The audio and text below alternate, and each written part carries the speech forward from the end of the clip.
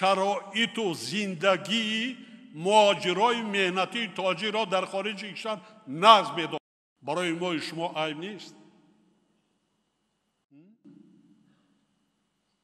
نه ای که مردها، زنهای تاجی، بانوان تاجی در مهاجرت هستند هزارها هزار. ما ننگ و ناموس داریم؟